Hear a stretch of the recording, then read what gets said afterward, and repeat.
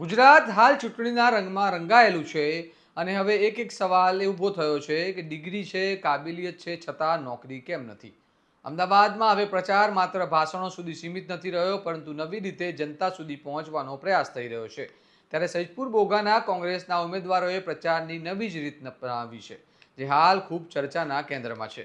કાગળ પર પોતાના ભણતરની વિગતો લખીને તેનો હાર બનાવી તેને પહેરીને ઉમેદવારો પ્રચારે નીકળ્યા હતા.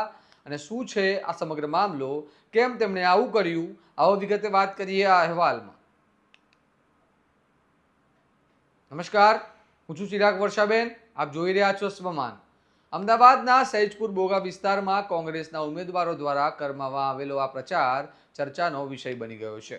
જ્યાં ઉમેદવારો ભાવિક સોલંકી, દેવાંગ પ્રધાન, છાયાબેન સોનવાણી અને ચેતનાબેન રાઠોડે પોતાની શૈક્ષણિક ડિગ્રીનો હાર પહેરીને રસ્તા પર જનસંપર્ક કર્યો અને એક સંદેશ આપ્યો કે ડિગ્રી છે પણ તક નથી. પ્રચાર દરમિયાન ઉમેદવારોએ લોકો સાથે સીધો સંવાદ કર્યો, તેમાં પણ ખાસ કરીને યુવાનો સાથે જણાવ્યું કે અમદાવાદ મ્યુનિસિપલ કોર્પોરેશનમાં અંદાજે 11,687 જેટલી જગ્યાઓ ખાલી હોવા છતાં ભરતી અટકી છે, જે પોતે જ સિસ્ટમ પર સવાલ ઊભા કરે છે. ઉમેદવારોએ આક્ષેપ કર્યો કે આઉટસોર્સિંગ અને કોન્ટ્રાક્ટ પ્રથા હેઠળ યુવાનોને કામ તો મળે છે, પરંતુ નોકરીની સુરક્ષા અને યોગ્ય પગાર મળતો નથી, જે યુવાનોના સપનાઓને અધૂરા રાખે છે. કોંગ્રેસે આ અભિયાનને માત્ર પ્રચાર નહીં પરંતુ એક પ્રતિકાર તરીકે રજૂ કર્યો છે, જ્યાં યુવાનોના હક અને રોજગારના પ્રશ્નોને મુખ્ય મુદ્દા તરીકે ઊભા કરવામાં આવે છે. ઉમેદવારોએ દાવો કર્યો કે તેઓ સત્તામાં આવશે તો ભરતી પ્રક્રિયા પારદર્શક બનાવશે અને યુવાનોને ન્યાય અપાવશે.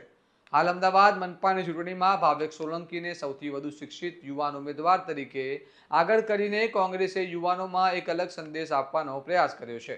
હવે રાજકારણમાં પણ શિક્ષણ અને સમજદાર નેતૃત્વ જરૂરી છે અને અનોખા પ્રચારથી હવે રાજકીય સમીકરણો બદલાતા દેખાઈ રહ્યા છે, કારણ કે લોકો માત્ર વચનો નહીં પરંતુ મુદ્દા આધારિત વાતો સાંભળવા તૈયાર થયા છે.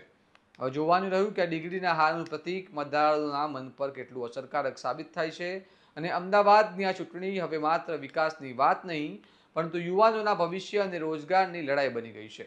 આ મામલે તમારું શું માનવું છે? અમને કમેન્ટમાં જણાવો અને આ પ્રકારના વિશ્લેષણવાળા સમાચાર માટે તમારા સ્વમાનને લાઇક, શેર અને સબસ્ક્રાઇબ કરવાનું ભૂલતા નહીં. નમસ્કાર.